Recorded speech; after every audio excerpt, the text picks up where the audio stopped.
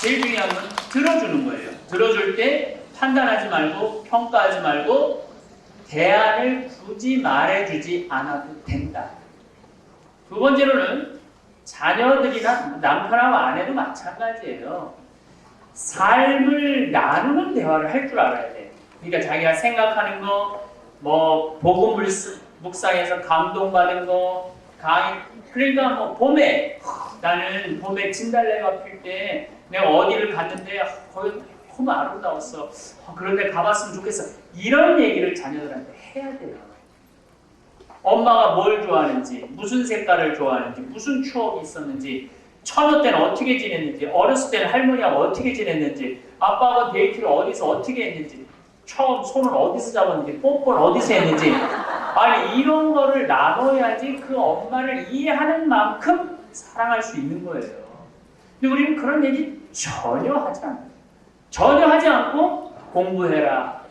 그리고 애들한테 내가 여러분들 이 자녀 얘기 오늘 어른들이랑 내가 부부 얘기를 주로 많이 하는데 여러분들 자녀들한테 얼마나 못되게 하는 줄 알아요? 보통 5학년쯤 되면은요 애들이 시험 못 보면요 자기가 엄마보다 더 속상해요. 그렇죠? 막 속상해갖고 이제 저녁을 먹는데 엄마한테 미안해 맨날 학원비 내주고 그랬는데 시험을 못 봤어. 근데 엄마는 이제 그 성적표를 받아보고 애가 미안해 하는지 속상하는지 신경 하나도 안 써요. 시험 못 본 건 화가 나는 거야. 그래서 애가 그냥 미안해하고 밥을 괜히 한 숟갈씩 또 넘기는 거야. 근데 엄마가 째려보다 그런 말 하면 안 되는데 자기도 알아. 째려보다가 애한테 한마디 해요. 밥이 넘어가냐. 그게 엄마가 할 말이야? 그러고 애가 자기도 시험 못 봤는데 엄마가 밥이 넘어가냐 그러면 너무 서러우니까 눈물을 이제 흘리는 거예요. 그럼 막 눈물을 쭉쭉 흘리면은 엄마가 한마디 더 해요. 뭘 잘했다고 울기까지 이게 자기가 울려놓고 애 가슴에 멍을 들게 하는 엄마들 많다는 얘기예요. 그때 시험 다음에 잘 보면 되지 뭐. 응? 걱정하지 마라. 우리 애는 시험 못 봐도 좋아. 애 착하잖아 너. 착하고 엄마 말 잘 듣고 친구하고 사이좋고 그러면 됐지 뭐. 공부는 잘할 수도 있고 못할 수도 있는 거야. 걱정하지 마. 탁탁 두들겨주면은요 애가 얼마나 마음이 행복하겠어요. 이 비교하는 순간 대화는 깨지는 거예요. 누구 문제 되면 이번에도 무슨 경시대 나와서 1등 했다더니 근데 이 성적이 그게 뭐냐 이러면 이때부터의 행복이 깨지는 거예요. 비교하는 순간. 우리 조카들은 자기 엄마 아빠 머리를 닮아갖고 다 돌머리예요. 그럼 우리 조카들이 인서울한 애가 한 명도 없어요. 인서울한 애가. 내가 장가 갔으면 내 애들은 아마 서울에 있는 학교 갔을 거야. 근데 내 조카들은 한 명도 간 애들이 없어요. 인서울한 애가 한 명이. 그런데 제가 신념이 그래요. 내가 신학생 때부터 그랬고 비산동 교우들은 알 거야. 내가 비산동 때도 애 학원 보내지 말라고 난 비산동 때도 그랬어요. 내 신념이 그래요. 공부 잘한다고 저는 행복하다고 생각해본 적 한 번도 없어요. 공부 잘하는 사람이 정말 행복할까요? 제가요 의대 다니는 사람들, 법대 다니는 사람들, 서울대학 다니는 사람들, 1등 하는 사람들 많이 만나고 대화하고 상담해보잖아요. 근심 걱정이 얼마나 안 좋은가. 그 안에서도 스트레스가 너무 많아요. 차라리 공부 못하는 애들이 훨씬 스트레스 덜 받아요. 그 경쟁, 피가 나는 경쟁에 자기 안 뛰어들어도 되니까. 그러면 내 조카들한테 항상 저기 형들하고 누나한테 그러는 거예요. 얘네들 공부 못해도 성격 좋잖아. 애들 착하잖아. 그리고 성당 열심히 나가고. 더욱이 제일 내가 마음에 드는 건 할머니, 할아버지한테 극진해 애들이. 얼마나 할머니, 할아버지하고 잘 지내는지 몰라요. 아니 그러면 됐지. 뭘 더 바라려고. 뭐 얘네들 머리 나쁜 애들 뭐 굳이 알지도 못하는 뭐 누군 서울대학 갔다더라 누군 판사 됐더라 누군 검사 됐더라 그런 소리 하면 얘네들이 그래 난 오늘 열심히 하고 나 판사 될 거야 이렇게 결심하는 애들 있겠어요? 한 명도 없어요 그런 애들. 그래서 우리 조카들이 머리가 나빠요. 첫 조카가 이제 군대 갔다 오고 대학 졸업하고 지방대학 아니 내가 저 지방 우유를 먹이지도 않았는데 지방대학을 갔어. 지방대학을 갔어요. 졸업을 했어요. 뭐 지방대학 나왔으니까 사실은 대기업에 취직 못했죠. 그래갖고 뭐 공장이라고 회사라고 취직을 했는데 관리직이라는 이름으로 취직을 했지만은 사실은 뭐 막노동꾼이죠. 한 2년을 일을 하더라고요. 보통 6개월하고 때려친다는데 얘는 2년을 했어요. 워낙 애가 성실해. 얘는 항상 얼굴 웃는 얼굴이야. 뭐 내 조카라고 이제 내 눈에는 세상에서 제일 예뻐요. 그 이제 남자 얘기하는 거예요. 남자 조카. 2년 딱 하더니 삼촌 나 지금부터 올해부터 도시락 사업할 거야. 딱 그러더라고요.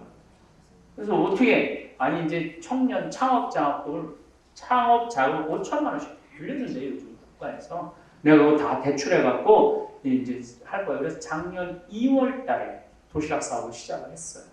올 1월 달에 설날 내가 가갖고 정원아 너 어떻게 사업하는 거 창업 자금 많이 갚았니? 그랬더니 이 친구 하는 말이 삼촌 작년에 다 갚았어요. 작년에 다 갚은 거 5천만 원 받은 거를. 그리고 이번에 내가 파티마 스페인 성주순례 갈 때 자기 엄마 그 400만 원이나 되는 돈을 해갖고 엄마 갔다 오라고 그 성주순례까지 보내준 거예요. 여러분들 그러면 되지 않아요? 자기 하고 있는 너무 즐겁대요. 성실하고.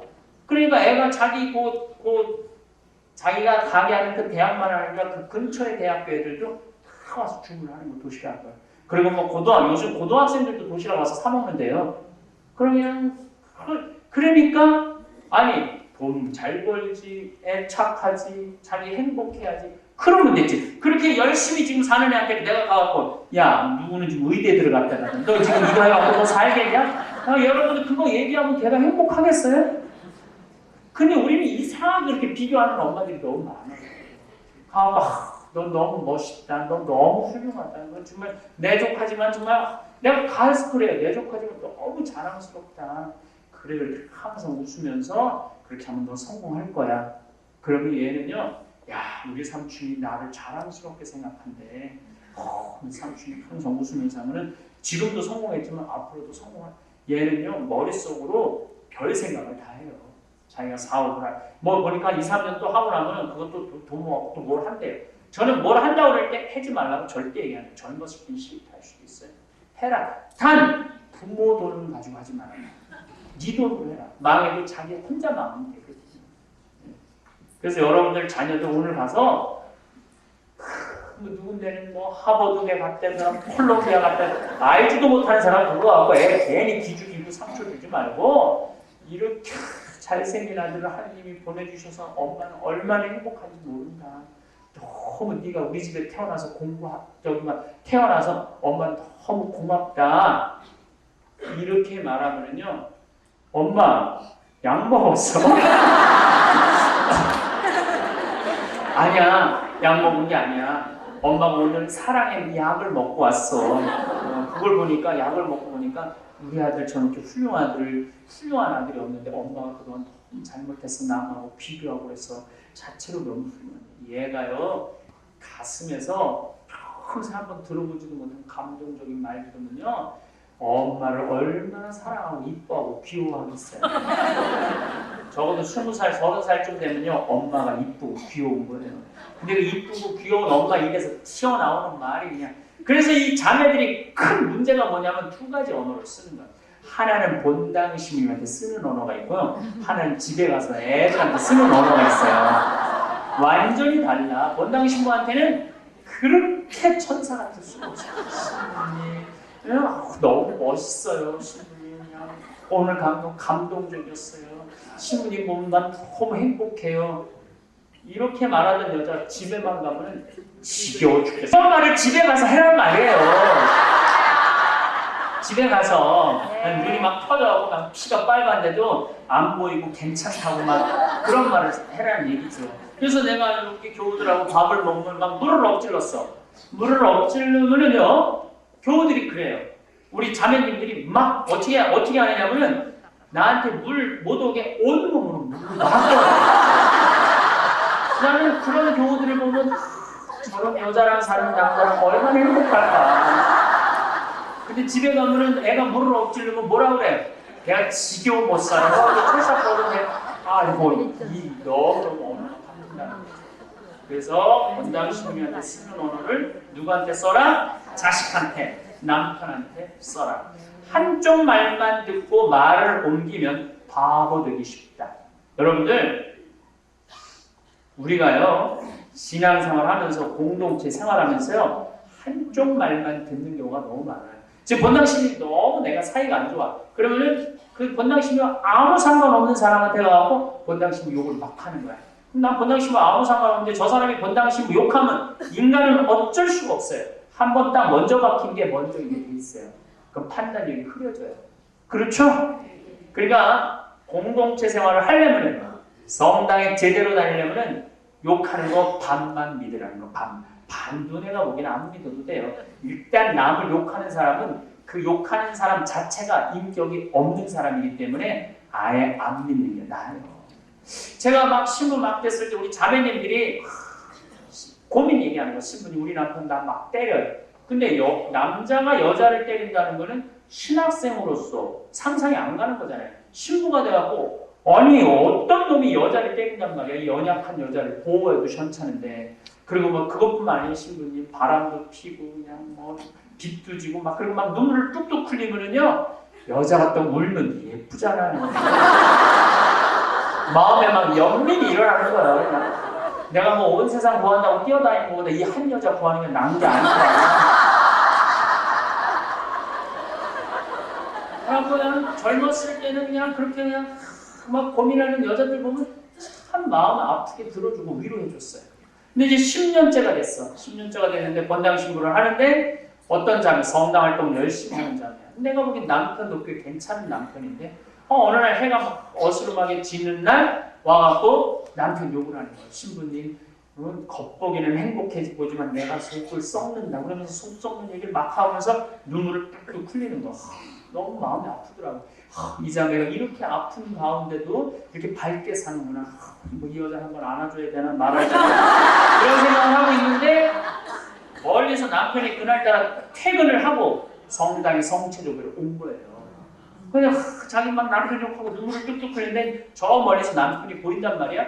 그러더니 눈물을 다 훔치더니 남편한테 자기야 웬일이야 그래서 막 뛰어가더라고. 내가 그날 이후로 여자의 눈물을 믿지 않아요. 그날 이후로 여자의 눈물을 믿지 않아요. 그날 이후로 여자의 눈물을 안 믿어요. 그러니까 보통 신부님한테 얘기할 때 하나를 얘기하면 되는데 보통 3개 내지 4개를 얘기하는 게 받는 것에 대해서는. 근데 부부 문제는 부부만 아는 거예요. 지금 내가 여자 얘기만 들은 것 같고 판단하면은 그 판단은 내가 보기에는 50%는 틀려요. 누구 얘기를 들어야 돼? 남편 얘기를 들어봐야 돼. 이 여자가 남편한테 어떻게 하길래 나가서 술 먹고 여자를 때렸는가 원인을 제공하고 돼 있거든요. 50대 50이나. 그래서 내가 그 이후로 깨달은 진리가 하나 있어요. 부부 문제는 신부가 껴드는 게 아니다. 부부는 누구만 해결할 수 있다? 자기네들끼리만 해결할 수 있는 거예요. 신부가 끼어들어서 해결할 문제가 아니더라고요. 그는 아무리 여자가 울어도 저는 한쪽 눈물만 믿어요. 한쪽 눈물만 믿어요. 그래서 한쪽 말만 듣고 판단하면 바보 되기 쉽다는 거예요. 그래서 여러분들도 한쪽 말만 듣고 함부로 판단하고 본당 신부님이든 수녀님이든 본당 사목 임원이든 레지오 단체든 누구 한쪽 얘기만 듣고 판단하지 말라는 거예요. 자, 우리가 끝날 때 좋아야 돼. 말이라는 건요 끝날 때 좋아야 돼. 항상 끝이 좋아야 돼. 누가 평생 바람 피고 노름하다가 빚지고 55세 죽었어. 그러면 그 집에 애들도 고생하고 부인도 고생하는 거 알아. 그래갖고 초상집에 가고 위로한다고 아유 그렇게 자식들 힘들게 하고 마누라 속썩이더니 빨리 잘 죽었다. 근데 니네들 이제 행복하게 살아라. 이제 아버지 죽었으니까 이렇게 말한다고 위로할까요? 절대 위로가 아니에요. 그래도 내 아버지인데 그래도 남편인데 우리가 알지 그것만 딱 생각하면 안 돼요. 아버지로서의 추억도 있고 사랑도 있고 남편으로서의 정이 있는 거예요. 그럼 그렇게 말하면요 자식이 뭐라고요? 쥐가 우리 아버지를 얼마나 안다고 이렇게 바로 나옵니다. 그러니까 끝은 항상 좋게 얘기해야 돼. 어떻게 얘기해야 되냐면은 아유, 그래도 니네 아버지가 풍류를 알던 사람인데 너무 아깝다. 이렇게 말을 하면요, 훨씬 위로가 되는 거예요. 그러니까 끝날 때 좋게 말해야 돼요. 여러분들 뭐 돈 문제로 또 뭐 공동체 안에서 안 좋은 사이로 헤어지게 돼 있어. 그 사람하고 헤어질 때, 야, 나 너 만나갖고 정말 인생에 정말로 내가 정말 꼬이는 게 너무 많아서 되는 게 하나도 없어. 너 이번에 헤어지면 다시는 우리 길에서도 마주치지 말자. 그리고 너 밤길 조심해. 이렇게 말한다고 여러분들 이게 행복한 대화일까요? 아니에요. 그러다가 정말로 축제 장소에서 너무 좋은 자리에서 둘이 만나면 어떻게 할 건데? 그렇지 않겠어요? 헤어질 때는요, 우리가 이렇게 안 좋은 사이에서 만났지만 다음에는 너도 행복하고 나도 행복하고 다음에 만날 때는 우리 웃으면서 만나자. 이렇게 말해야 돼요. 그럼 누군 뭐 성당에서 레이저 단장하다가 구역장하다가 제가 관뒀어. 그 후임자가 아유 저 마리아 자매 2년 동안 레이저 하는 동안 우리 레이저 하늘의 문 뿌리스 때 완전히 망가졌어. 이제 잘해봐야지. 그러면 그 하늘의 문 활짝 열릴 것 같아요? 천만의 말씀이에요. 이렇게 말해야 돼요. 2년 동안 어려운 여건 속에서도 우리 하늘의 물 뿌레스티움 잘 유지한 단장님 덕분에 우리는 앞으로 잘 될 거라고. 남을 비난하고 남을 밟고 올라서는 사람은요 결코 오래가지 못해요. 항상 끝날 때는 어떻게 해야 돼? 좋은 말을 해야 돼. 근데 이 끝날 때 내가 2000년 역사상 끝날 때 진짜 말 못하는 놈 한 놈 알고 있어요. 이놈이 어떤 놈이냐면 십자가상에 매달린 예수님 왼편에 있는 놈이에요. 이놈 진짜 말 못하는 놈이에요. 아니 자기도 죽고 이제 가운데 구세주도 죽을 판이야. 그러니까 뭐라 그래요? 야 네가 무슨 구세주냐. 네가 구세주면 너도 살리고 나도 살려봐라 그래요. 진짜 말 못하는 놈이에요. 그러니까 예수님이 십자가에서 힘들어 죽겠는데 이놈이 말 같지도 않은 말 하니까 예수님 대꾸 해요 안 해요? 여러분들 제가 아까 수트락 볼 얘기했죠? 볼은 거르는 거예요. 근데 이놈은 내가 보기엔 패스트볼이야. 예수님 십자가에서 상대도 안 해요. 아 예수님 사람 무시하는 거 뭐야? 대답을 해야 될 거 아니에요? 그러니까 대답 안 해요. 근데 내가 2000년 역사상 진짜 말 잘하는 사람 한 사람 알고 있어요. 이 사람이 누구냐면 예수님 오른편에 매달린 강도예요. 이 사람이 뭐라고 하냐면 야 이놈아 너하고 나하고는 죽어도 싸. 강도 했으니까. 근데 이분이야말로 무슨 잘못을 저질렀어. 그리고 주 예수님 마지막 날에 저를 좀 기억해 주십시오. 그래요. 그러니까 왼편에 있는 놈한테 대꾸도 안 하던 예수님이 오른편에 있는 사람한테는 말을 해요. 근데 예수님이 십자가에서 가상 7원이라고 7번 말하는데 길게 말 안 해. 힘들으니까. 목마르다. 다 이뤘다. 엘리 네마 사박한 이 정도까지 밖에 얘기 안 해요. 짧게 얘기해요. 근데 이 오른편에 있는 강도한테는 길게 얘기해요. 스트라이크라는 생각이 드는 거지. 막판에 죽을 때 동반자 생긴 거 아니야.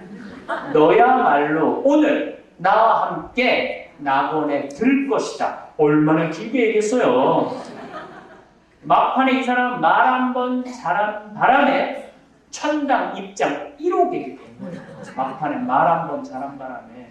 그래서 여러분 우리가 끝날 때는요 말을 잘해야 되는 거예요. 그래서 항상 말이라는 게 복도 불러오고 뭐도 불러와? 화도 불러오는 거예요. 그래서 성서에 참 좋은 말 많아요. 집에서 11장에 보면 남이 말하는 도중에 끼어들지 말아라. 남 말할 때 그냥 잘난 척한다고 계속 끼어드는 거. 이거 죄인들이 시비를 가릴 때 자리를 함께 하지 말아라. 이게 무슨 얘기냐면은 막 본당심이 욕하고 막 비난하는데 그 자리에 가고 끼어들면서 같이 욕하고 비난하지 말라는 거예요. 죄인들이 시비를 가릴 때는 가는 게 아니에요. 그런데 죄인들끼리 모이라고 얘기하는 게 제일 좋습니다. 어떤 말을 들었으면 죽을 때까지 묻어두어라. 이것도 너무 좋은 말이에요. 여러분들 나는 이 말을 많이 묵상을 해요. 우리가 누구 비밀을 알고 있어. 저 사람이 둘째 부인 아들이야. 근데 굳이 그 얘기를 온 세상에 떠들고 이야기할 필요 있을까요? 그 사람 영혼에 미래에 아무 도움도 안 되는 얘기야. 근데 안다고 온 세상. 여러분들 너무 비밀을 내가 알고 있어. 근데 이거 누구한테 말하고 싶어. 이런 속담이 있어요. 비밀을 너무 털어놓고 싶으면 개한테 털어놓으라. 개는 말을 옮겨야 안 옮겨요. 안 옮기니까 차라리 개한테 털어놓으면 개한테. 사람한테는 비밀을 털어놓으면 안 돼요. 어떤 말을 들었으면 죽을 때까지 묻어두라는 얘기, 참 좋은 얘기예요. 집에서 28장 중상하는 자와 한 입으로 두말하는 자를 저주하여라. 그들은 평화로이 사는 많은 사람들을 멸망시켰다. 이간질하는 혀는 많은 이들을 혼란시키고 그들을 이민족 저민족으로 흩어놓았으며 튼튼한 성읍을 파괴시키고 고관들의 집안을 파멸시켰다. 여러분들 지난 3월 11일 날 일본 후쿠시마 지진 1주년이에요. 근데 우리나라 대학 1학년 아이가 인터넷에 뭘 올렸느냐면 일본 놈들 지진으로 다 죽어라 올렸어요. 1주년에. 여러분들 그거를 일본 네티즌들이 뽑았어요. 그래갖고 전 세계 언어로 번역하고 전 세계로 다 퍼뜨렸어요. 그럼 생각을 해봐요. 일본에서 공부하고 있는 유학생들, 일본에 가서 사업하는 사람들, 또 우리 제일 동포들, 거기서 이 반감, 거기 얼마나 나쁜 한국 놈들 원래 그런 줄 알았더니 지저분하고 더럽다 별래. 그 아무것도 모르는 대학교 1학년 아이가 말 한마디 때문에 얼마나 많은 사람들이 희생을 당해요. 이민족, 저민족을 흩어놓고 튼튼한 성읍을 파괴시켰다 이거예요. 이간질하는 혀는 덕 있는 아내들을 집안에서 내쫓고 그들에게서 노고의 열매를 빼앗았다. 이것도 무슨 얘기냐면은 여러분들 성당에서 활동하는 예쁜 자매들 많아요. 그렇죠? 예쁜 자매들은 마음이 천사 같아. 그래서 누구한테나 따뜻하게 대해줘. 근데 이 정신 나간 놈이 나를 보고 그냥 저 자매가 웃으면서 막 물이라도 커피라도 한 잔 준단 말이야. 그리고 술김에 술자리에서 우리 성당에 그 마리아 너무 이쁜데 나한테 마음이 있나 봐. 나한테 뭐 이렇게 눈웃음을 쳐? 그래갖고 이 얘기가 돌아가고 남편한테 들어갔어. 그때 남편이 그 얘기를 듣고 벌써 뻥치기가 한 100개는 됐을 거야 아마. 그렇죠? 100개는 돼갖고 너 성당 나가지 마. 그래서 덕 있는 아내들이 그렇게 고통을 받는 경우도 많다는 거예요. 우리가 말을 해야 될 말이 있고 하지 말아야 될 말이 있는데 그거를 판단을 못하는 거예요. 그걸 판단을 못해. 과연 나는 생명을 살리는 말씀을 하는 사람인가? 아니면 좋은 열매를 맺는 말씨를 뿌리는 사람인가? 아니면 그냥 상대방의 가슴에 멍을 들게 하는 말투를 던지는 사람인가? 잘 생각해. 인간에게 말처럼 중요한 게 없어요. 매에 맞으면 자국이 남지만 혀에 맞으면 뼈가 부러진다. 많은 이들의 칼날에 쓰러졌지만 혀 때문에 쓰러진 이들보다는 적다. 칼싸움하는 것보다 더 무서운 건 뭐예요? 혀에 쓰러지는 사람이 훨씬 많다는 거예요. 혀의 공격으로부터 보호를 받고 혀의 분노에 걸려들지 않는 이는 행복하다. 여러분들 오늘 이후로 저는 여러분들이 과연 나는 생명을 살리는 말씀을 전하는 사람인가? 아니면은 좋은 열매를 맺는 상대방을 기분 좋게 하는 말씨를 뿌리는 사람인가? 아니면 입만 열면 상대방의 가슴에 멍을 들게 하는 말투를 던지는 사람인가? 생각해봐야 돼. 1880년에 유고슬라비아에서 한 아이가 태어났어요. 이 아이가 미사한테 복사를 했어요. 근데 주스병을 깼어요. 본당 시민이 귀싸대기를 한대 귀싸대기를 때리면서 이런 쓸모없는 놈 다시는 내 눈앞에 나타나지 마. 그리고 성당에서 내쫓았어요.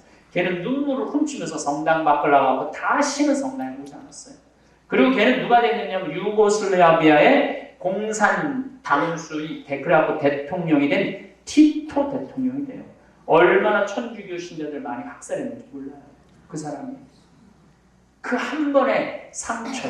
근데 1880년에 또 한 아이가 태어나요. 미국에서. 근데 이 아이도 복사를 하다가 주스병을 깨요. 깨는데 이건 그냥 주스병을 깬 게 아니라 주교님 복사를 하다 깨요. 그러니까 그냥 그 당시 너무 당황스러워하는 아이를 꼭 안고 이렇게 말합니다. 나도 어렸을 때 주스병을 깼는데 이렇게 훌륭한 신부가 됐는데 너는 주교님 미사라다 깼으니 너는 얼마나 훌륭한 아이가 되겠니? 걱정하지 마라. 그리고 꼭 안아줍니다. 그리고 이 아이는 누가 되냐면은 미국 가톨릭의 강론을 가장 잘하는 신추기경이 돼요. 이 신추기경 강론 얼마나 잘하냐면 기업체에서 추기경이 강론할 때 자기네들 로고 하나만 넣어주면 자기네들이 200억짜리 성당을 쳐주겠다고 그 정도로 제안할 정도로 대중적인 인기가 높은 추기경이 됩니다. 이 추기경이 하신 얘기가 뭐예요? 어렸을 때 그런 실수를 했을 때 나를 꼭 안아줬던 신부님이 내 인생을 바꿨다는 거예요.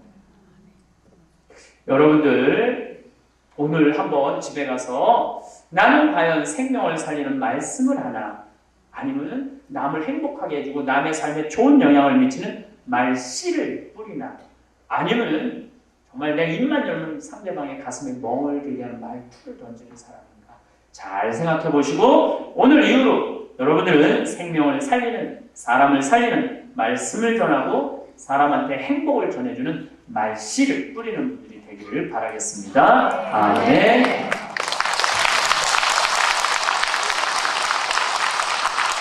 성부와 성자와 성령의 이름으로 아멘. 영광이 성부와 성자와 성령께 성과 같이 이제와 항상 영원히 아멘. 성부와 성자와 성령의 이름으로 아멘. 감사합니다.